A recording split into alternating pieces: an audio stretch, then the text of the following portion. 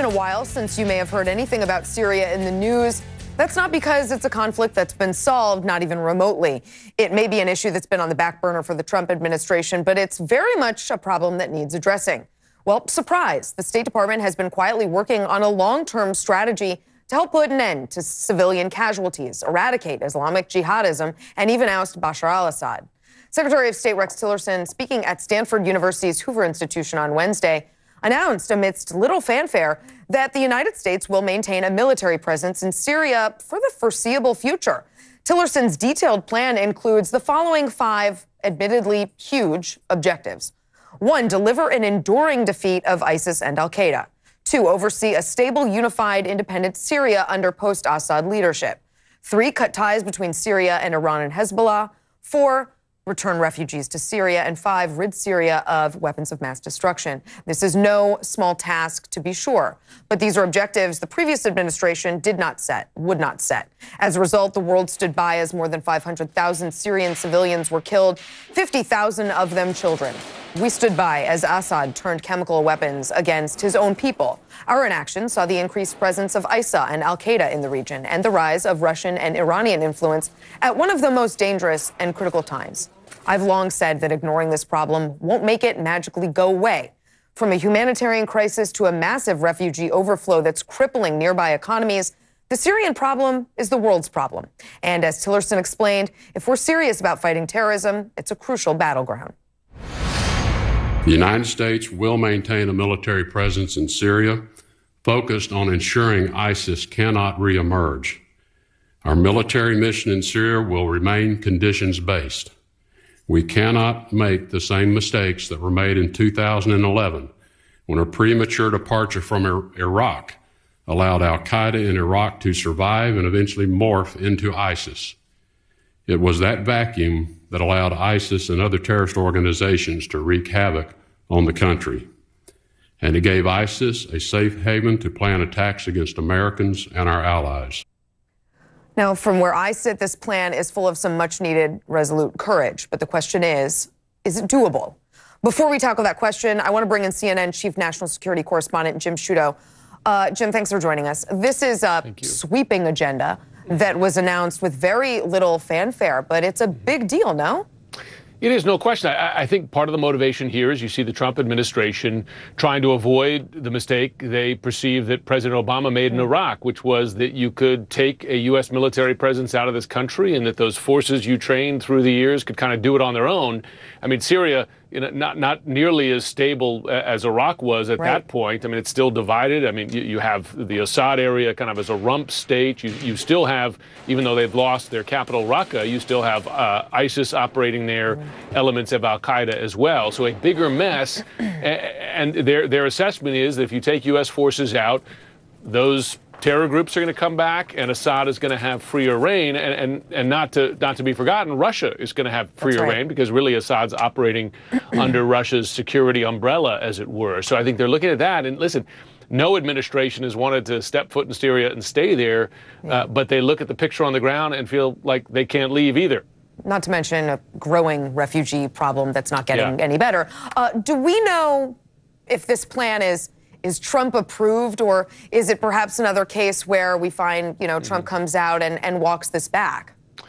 That's always possible.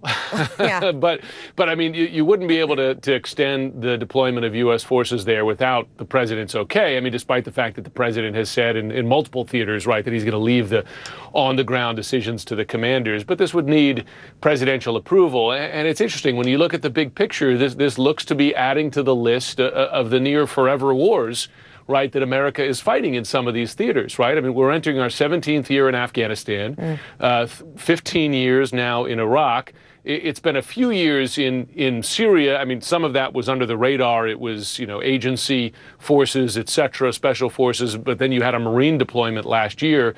Now, with that being made relatively permanent, or at least long term, that's another theater, right? I mean, this is the new nature of these wars, right? Is that there's no you know, there's no signing of the armistice on the USS Missouri, right? I mean, these things go on for a long time. And here, it's not just a terrorist element, of course, because you still got Bashar al-Assad and That's you still right. got Russia there. So from the perspective of the Trump administration, as Tillerson laid out in his speech yesterday, they've got a lot of security reasons to stay there. And Iran is at the top of that list, too. All right. Well, Jim, thanks for joining us. Appreciate it. Thank you. So, guys, when I have talked to Obama aides on this issue, I talked to Dan Pfeiffer, I talked to Jay Carney over the past years, talked about this. They tell me all that Syria is the issue that haunts Obama the most. How could it not? 500,000 people died while we did nothing. Bill Clinton says his biggest regret was not intervening in Rwanda early. But even if you don't care about the tragedy of this, the horrific war crimes, the humanitarian cost, ignoring all of this, the chemical weapons, ISIS, Al-Qaeda, Hezbollah, Iran, Russia, ignoring all of it, it just gets worse. Isn't it time to do something in a full-throated way?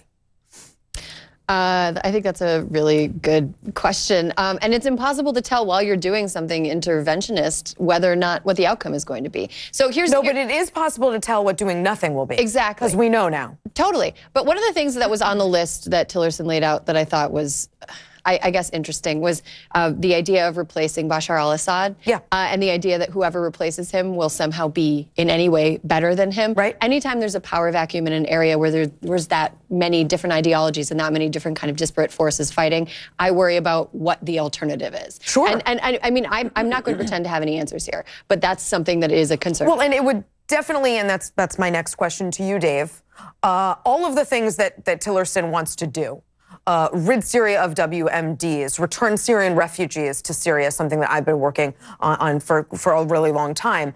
All of that is completely possible if you get rid of Assad. But what next? And he does not answer who replaces Assad, what comes after Assad, what does post-Assad look like, post-Assad Syria look like. None of that is answered here, and I believe that is a problem. Basically what he wants is regime change, which has been an absolute nightmare everywhere that we've had it. And the idea that we're going to go into a civil war and take both sides out is, of all of these wars, the most ridiculous plan that I've heard yet. And as far as standing back while hundreds of thousands of people die, no one seems to have a problem with doing that in Yemen right now because it's not the regime that we want to overthrow. It's the regime we support doing it. This is insane. ISIS did not rise because we pulled out of Iraq because of a bad decision. We pulled out on Bush's timeline because we had to, because the government of Iraq was no longer going to protect our troops against war crimes. ISIS rose because we overthrew Saddam Hussein and then we armed ISIS. We need to not intervene in this part of the world. It's an immoral war. It's an illegal war. Syria has not attacked America. We have no legitimate reason for our defense to be there. And this is exactly what Bush promised not to do, what Obama promised not to do, and what Trump promised not to do. Well, least of all, I mean, I disagree with almost everything you just said, which is fine. But so do a lot of Trump supporters. And so it's interesting that Trump has sort of, quietly closed the door on his America First agenda with this. Can I make one really easy prediction? Whatever weapons or training we furnish to any side of this conflict will one day be used against us. Most likely, sure. Okay, we'll be right back.